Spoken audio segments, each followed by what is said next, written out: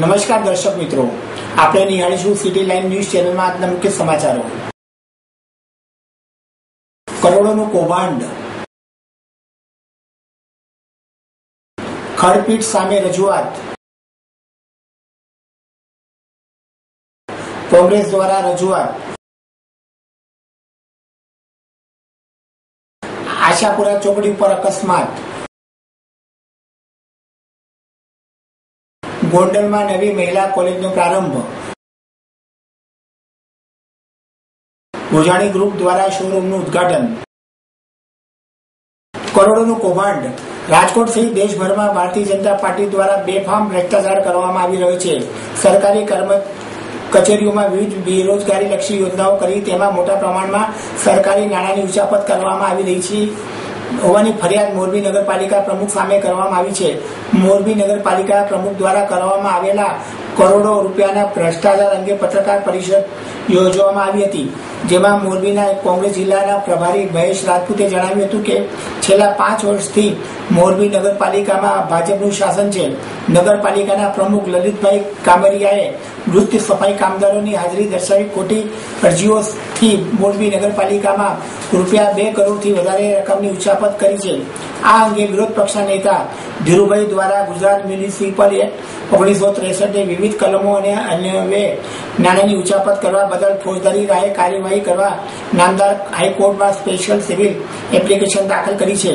છેલ્લા 2 વર્ષ દરમિયાન મોરબી નગરપાલિકામાં જુદા જુદા વિભાગોમાં હંગામી રોજમદાર કર્મચારીઓની નિમણૂક કરવામાં આવી છે. તે પૈકી અમુક કર્મચારીઓ મૃત્યુ પામ્યા છે, સેવા નિવૃત્ત થયા છે અથવા કાયમી કર્મચારીઓ છે. માર્ચ 2014માં પગાર મેળવનાર કેશા સામા તથા કિશોર રામાને રોકડ વેતન ચૂકવવામાં આવ્યું હતું, પરંતુ આ બંનેને 2002માં અને 2012માં મૃત્યુ થઈ ચૂક્યું છે. આ જ રીતે નબુબેનને સપ્ટેમ્બર 2014માં વેતન ચૂકવવામાં આવ્યું હતું, જેઓનું 2013માં મૃત્યુ થયું છે. આ સહિત અન્ય કર્મચારીઓના પણ ખોટા નામો ચડાવીને કરોડો રૂપિયાનું વેતન પ્રમુખ દ્વારા ચૂકવી દેવામાં આવ્યું છે, જેથી સરકારી તિજોરીના તળિયા ખાલી થઈ જવા આવ્યા છે. આ અંગે યોગ્ય તપાસ થાય અને પ્રમુખ સામે પગલાં લેવામાં આવે તેવી માંગ સાથે હાઈકોર્ટમાં સ્પેશિયલ સિવિલ એપ્લિકેશન દાખલ કરવામાં આવી છે. કે મોરબી નગરપાલિકાની અંદર ભાજપના શાસનના પ્રમુખશ્રી દ્વારા વિવિધ જે કૌભાંડો કરવામાં આવ્યા છે, એ કૌભાંડોને આજે અમે હાઈકોર્ટની અંદર પિટિશન કરેલી છે. એ રોજમદારો હકીકતમાં ત્યાં કર્મચારી ન હોય, રોજમદાર તરીકે કામ ના કરતા હોય, પણ એમના નામે કે જુદી જુદી વ્યક્તિઓ જે મરણ પામી છે એના નામો નાખી અને એના પગારો લેવામાં આવ્યા છે. એક વ્યક્તિ પોલીસ કર્મચારી છે અન્ય જગ્યા ઉપર, ત્યારે એના નામનું વાઉચર નાખી એનો પગાર લેવામાં આવ્યો છે. બીજા સરકારી કર્મચારીઓ છે જે નગરપાલિકાની અંદર સર્વિસ કરે છે, કાયમી નોકરિયાત છે, છતાં એના નામના વાઉચરો દ્વારા પૈસાની ઉચાપત કરવામાં આવી છે પ્રમુખશ્રી દ્વારા. જે મૃત્યુ પામ્યા છે એ લોકોના મરણના દાખલાઓ છે, જે સરકારી નોકરિયાત છે એના નામ સહિત અમે હાઈકોર્ટની અંદર પિટિશન દાખલ કરેલી છે. અમે હાઈકોર્ટ પાસે એવી અપેક્ષા રાખી છે કે તમામ ઓડિટ થવું જોઈએ. ખંડપીઠ સામે રજૂઆત, રાજકોટ શહેરનો સૌથી વિકટ પ્રશ્ન હોય તો તે પ્રશ્ન છે ટ્રાફિકનો. ગમે તેવા અંદર બ્રિજ કે ઓવરબ્રિજ બનાવવામાં આવે તેમ છતાં ટ્રાફિકની સમસ્યાનો કોઈ ઉકેલ આવતો નથી. ત્યારે શહેરના જૂના માર્કેટિંગ યાર્ડની ખાલી જગ્યામાં ખંડપીઠ બનાવવાની હિલચાલ થતી હોવાથી જૂના માર્કેટિંગ યાર્ડની આજુબાજુ સોસાયટીના રહીશો દ્વારા આ અંગે ઉગ્ર વિરોધ દર્શાવવામાં આવ્યો હતો. 5 થી વધુ સોસાયટીના રહીશો એકઠા થયા હતા અને ઉગ્ર સૂત્રોચ્ચાર કરી યાર્ડના ચેરમેનને આવેદનપત્ર પાઠવવામાં આવ્યું હતું અને ખંડપીઠ અહીંયા ન બનાવવા અંગે ઉગ્ર રજૂઆત કરવામાં આવી હતી.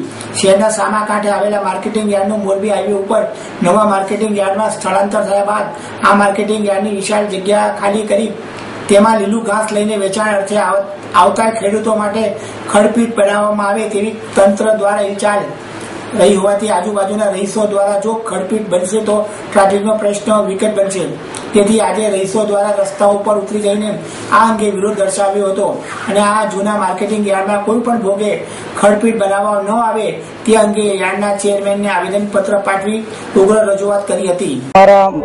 ઉપલા કાંઠાની માર્કેટિંગ યાર્ડ અને આરટીઓ ઓફિસની બાજુમાં આવેલ marketing yard, Rudco quarter, Shriram society, Mansanagar, Narsinhnagar, Shivamnagar અને અન્ય 7 થી 8 સોસાયટી રહેણાંક વિસ્તાર છે અને અહીંયા ખડપીટ નહોતી તે પહેલા પણ ટ્રાફિક સમસ્યા છે અને છોકરાઓને આ બાજુ આવવા માટે અને જવા માટે બહુ તકલીફ થાય છે. પ્રાઇવેટ વાહન પણ આ માટે 500 રૂપિયા દેતા પણ કોઈ લઈ જતા નથી છોકરાઓને. છોકરા સ્કૂલેથી 11 વાગે છૂટે તો 2 થી 2:30 વાગે ઘરે પહોંચે ટ્રાફિકના હિસાબે. અને ઘણી ફેર એવા બી બનાવ બન્યા છે કે આપણે મરણ નોંધ નીકળી અવસાન યાત્રા નીકળી 2-3 કલાક રોકાવું જવું પડે છે. અને આ મહિનામાં આ 3 મહિનામાં 3 એવા અકસ્માત થઈ રહ્યા છે કે જેમાં 3 જણા ગુજરી ગયા છે. અવારનવાર અકસ્માતનો ભોગ થાય. જો ખડપીટ આવે તો આનાથી વધારે ટ્રાફિકની સમસ્યા થાય એવું છે. અમારો પ્રશ્ન એ છે અમારે ખડપીટ અહીં જોતી નહીં. અમારે એટલી ગંદકી એટલી થાય છે અને કોઈ સુવિધા અમારે બાળકો માટે કે મહિલાઓ માટે કાંઈ નથી. આ સુવિધા આ લતામાં બૈરાઓને ડિલિવરીનો ટાઈમ હોય તો ગાડીમાં એટલો ટ્રાફિક હોય છે કેસ ખલાસ થઈ જાય ને તો ટ્રાફિક અમારે જવાનો ટાઈમ મળતો નથી. અહીં કરે એટલો અમારે ટ્રાફિક થાય છે. કોંગ્રેસ દ્વારા રજૂઆત.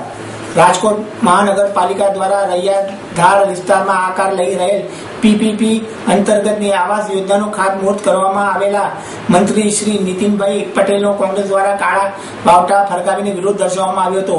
પીપીપી મુદ્દે પ્રારંભથી જ વિરોધ દર્શાવવામાં આવી રહ્યો છે. ત્યારે આ અંગે કોંગ્રેસના ધારાસભ્ય ઇન્દ્રનીલભાઈ રાજગુરુ દ્વારા પણ સર્કિટ હાઉસ ખાતે મંત્રીશ્રીને આવેદનપત્ર પાઠવી આ યોજનામાં થતો સીધો ભ્રષ્ટાચાર અટકાવવા રજૂઆત કરવામાં આવી હતી. પીપીપી યોજનામાં થઈ રહેલા ભ્રષ્ટાચાર અંગે રજૂઆત કરતા જણાવ્યું હતું કે પીપીપી યોજના હેઠળ રાજ્ય સરકાર અને રાજકોટ મહાનગરપાલિકા દ્વારા સીધો બિલ્ડર્સને ફાયદો કરવામાં આવી રહ્યો છે. 250 કરોડ રૂપિયાની જમીન માત્ર 81 કરોડ રૂપિયામાં આપી દેવામાં આવી છે અને તે જમીન ઉપર માત્ર 9 કરોડ રૂપિયાના ખર્ચે બાંધકામ કરી બિલ્ડરને સીધો 160 કરોડ રૂપિયાનો નફો કરાવવાની રાજ્ય સરકારની વાતગાળા હેઠળ ઉતરતી નથી. આ અંગે મંત્રી તરીકે અને પ્રજાના સેવક તરીકે નીતિનભાઈ પટેલે તાકીદ પગલાં લેવા જોઈએ તેમજ રાજકોટ મહાનગરપાલિકા કમિશનર દ્વારા કરવામાં આવેલા વચનો પણ તોડવામાં આવ્યા નથી. લોકમુખે ચાલતી ચર્ચા મુજબ આ પીપીપી યોજનાના પ્રોજેક્ટમાં સીધા મુખ્યમંત્રી ઇન્વોલ્વ છે તેવું લાગી રહ્યું છે. રજૂઆતના અંતે અભ્યાસ કરીને તપાસ કરવાનો પ્રત્યુત્તર નીતિનભાઈ પટેલ દ્વારા આપવામાં આવ્યો હતો. તપાસ અંગેનો પ્રત્યુત્તર આપ્યા પછી પણ જો નીતિનભાઈ પટેલ દ્વારા કોઈ તપાસ કરવામાં ન આવે તો દીવા જો સ્પષ્ટ થઈ જશે કે આ પીપીપી યોજનાના ભ્રષ્ટાચારમાં મુખ્યમંત્રીથી માંડીને બધા જ ઇન્વોલ્વ હોઈ શકે છે તેવી ટકોર કરી હતી. એમણે આનું હું અભ્યાસ કરી અને તપાસ કરીશ એવું જણાવ્યું છે. તદુપરાંત એ લોકોના કોર્પોરેશનમાં કમિશનર અને એના સ્ટેન્ડિંગ ચેરમેન હાજર હતા. એમની રૂબરૂમાં મેં કીધું કે આટલા પ્રોમિસીસ એને પાડ્યા નથી, તપાસ કરવાનું મને કહ્યું છે. જો એ નહીં કરે તો અમે આ મુદ્દો કે જેમાં લોકજીભે જે ચર્ચાઈ છે કે આમાં મુખ્યમંત્રીનો સીધો હાથ છે અને શહેરી ખાતાના એક લેડી અધિકારી દ્વારા કમિશનરના હાથે આવા કાળા કામ 250 કરોડની જગ્યા ફક્ત 81 કરોડ જેમાં 9 કરોડનું જ ફક્ત કન્સ્ટ્રક્શન હોય 160 કરોડની જ્યાં એ લોકો નફો કરાવતા હોય બિલ્ડરને, તો આ સરકાર એટલી ગાંડી ગયેલી નથી. પણ ક્યાંક ને ક્યાંક એનો લાગભાગ હોય તો જ આવું બની શકે. અને જો એ વાંચા ન આપી શકે અને એ આ ભ્રષ્ટાચાર અટકાવવાના પગલાં ન લે એનો મતલબ સીધો જે લોકજીભે ચર્ચાઈ છે કે મુખ્યમંત્રી ઇન્વોલ્વ છે તો જ નહીં રોકી શકે. નતર આમાં બિલકુલ એ સમજી શક્યા એવી રીતના એને આખી વાત મેં સમજાવી છે, એમને સ્વીકારેલી છે. હું એવી આશા રાખું છું કે એમાં એ કંઈક નિર્ણય ઉપર આવશે. આશાપુરા ચોકડી ઉપર અકસ્માત. ગોંડલ શહેરના આશાપુરા ચોકડી ઉપર રોડ ક્રોસ કરી રહેલા 2 બાળકોને ફંગોવી સેન્ટ્રો કાર મૂકી ચાલક ફરાર થઈ ગયો હતો. કાર અડફેટ લેતા બાળકોને ઉછાળીને 15 ફૂટ દૂર ફેંકી દીધા હતા. બંનેને ઉછાળીને દૂર ફેંકી દેતા બંનેના માથાના ભાગે અને શરીરના બીજા ભાગે ગંભીર ઇજાઓ પહોંચી હતી. બાદ ઘટના સ્થળે એમ્બ્યુલન્સ દોડી આવી હતી. ત્યારબાદ બંનેને તાત્કાલિક સારવાર માટે રાજકોટ સિવિલ હોસ્પિટલ ખસેડવામાં આવ્યા હતા. ગોંડલની આશાપુરા ચોકડી પર 2 બાળકો રોડ ક્રોસ કરી રહ્યા હતા ત્યારે પૂરપાટ જતી સેન્ટ્રો કારે GG12P 8328 બંનેને એડફેટમાં લીધા હતા અને ફંગોળી 15 ફૂટ દૂર ફેંકી દીધા હતા. કારે ઉછળતા દીક્ષિત દીપકભાઈ શાંત ઢપા ઉંમર વર્ષ 5 વર્ષ અને મોસમી ભીખાભાઈ શાંત ઢપા ઉંમર વર્ષ 7 ને માથાના ભાગે અને શરીરના ભાગે ગંભીર ઇજાઓ થઈ હતી. ગંભીર રીતે ઘવાયેલા બંને બાળકોને રાજકોટ સિવિલ હોસ્પિટલ ખાતે ખસેડવામાં આવ્યા હતા. રસ્તો ક્રોસ કરી રહેલા બંને બાળકો આશાપુરા ચોકડી પાસે આવેલા રામ મંદિર પાસે રહે છે. ગોંડલમાં નવી મહિલા કોલેજનો પ્રારંભ.